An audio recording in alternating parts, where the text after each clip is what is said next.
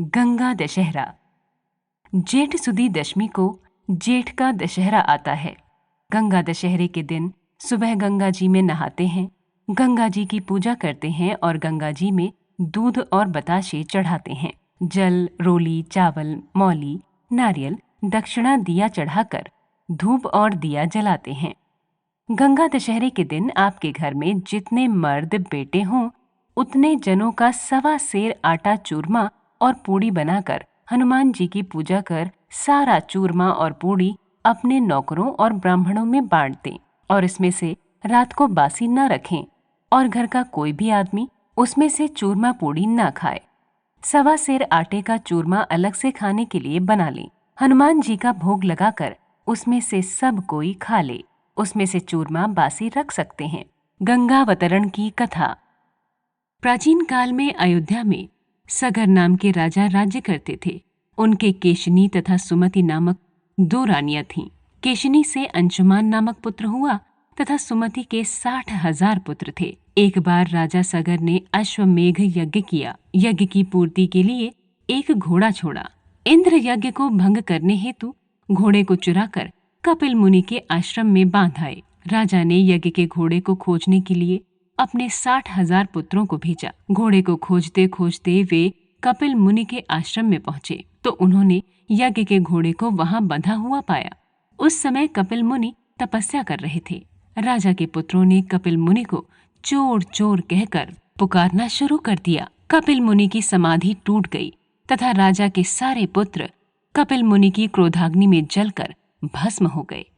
अंशुमान पिता की आज्ञा पाकर अपने भाइयों को खोजता हुआ जब मुनि के आश्रम में पहुंचा तो महात्मा गरुड़ ने उसके भाइयों के भस्म होने का सारा वृत्तांत कह सुनाया। गरुड़ जी ने अंशुमान को यह भी बताया कि यदि इनकी मुक्ति चाहते हो तो गंगा जी को स्वर्ग से धरती पर लाना होगा। इस समय अश्व को लेकर अपने पिता के यज्ञ को पूरा कराओ। इसके बाद गंगा जी को पृथ्वी पर लाने का कार्य करना। अंशुमान ने घोड़े सहित यज्ञ मंडप में पहुंचकर राजा सगर से सब वृत्तांत कह सुनाया। महाराज सगर की मृत्यु के पश्चात अंशुमान ने गंगा जी को पृथ्वी पर लाने के लिए तप किया, परंतु वह असफल रहे।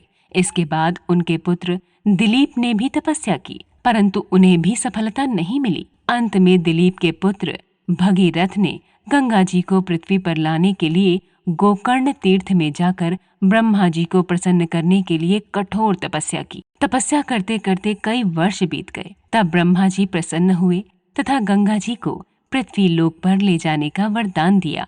अब समस्या यह थी कि ब्रह्मा जी के कमंडल से छूटने के बाद गंगा के वेग को पृथ्वी पर कौन संभालेगा। ब्रह्मा जी ने बताया कि भूलोक में भगवान शंकर के अतिरिक्त किसी में यह शक्ति नहीं है जो गंगा के वेग को संभाल सके। इसलिए उचित यह है कि गंगा का वेग संभालने के लिए भगवान शिव से प्रार्थना की जाए। महाराज भगीरथ एक अंगूठे पर खड़े होकर भगवान शंकर की आराधना करने लगे। उनकी कठोर तपस्या से प्रसन्न होकर शिव जी गंगा जी को अपनी जटाओं में संभालने के लिए तैयार हो गए। गंगा जी जब देवलोक से पृथ्वी की ओर बढ़ीं, तो शिव जी ने गंगा जी की धारा को अपनी जटाओं में समेट लिया।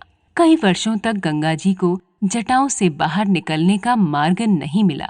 भगीरथ के पुनः अनुनय विनय करने पर शिव जी गंगा जी को अपनी जटाओं से मुक्त करने के लिए तैयार हुए। इस प्रकार शिव जी की जटाओं से छूटकर गंगा जी हिमालय की घाटियों में कल कल निनाद करके मैदान की ओर बढ़ीं। जिस रास्ते से गंगा जी जा रही थीं, उसी मार्ग में ऋषि जहानु का आश्रम था। तपस्या में विघ्न समझकर वे गंगा जी को पी गए। भगीरथ के प्रार्थना करने पर उन्हें पुनः जांग से निकाल दिया। तभी से गंगा जाहनुपुत्री या जाह्नवी कहलाई। इस प्रकार अनेक स्थलों को पार करती हुई जाह्नवी ने कपिल मुनि के आश्रम में पहुंचकर सगर के 60,000 पुत्रों के भस्म अवशेषों को तारकर मुक्त किया। उसी समय ब्रह्मा जी ने प्रकट होकर भगीरथ के कठिन तप तथा सगर के 60,000 पुत्रों के अमर होने का वरदान दिया तथा घोषित किया कि तुम्हारे नाम पर गंगा जी का नाम भागीरथी होगा। अब तुम जाकर अयोध्या का राज संभालो। ऐसा कहकर ब्रह्मा जी अंतर्ध्यान हो गए।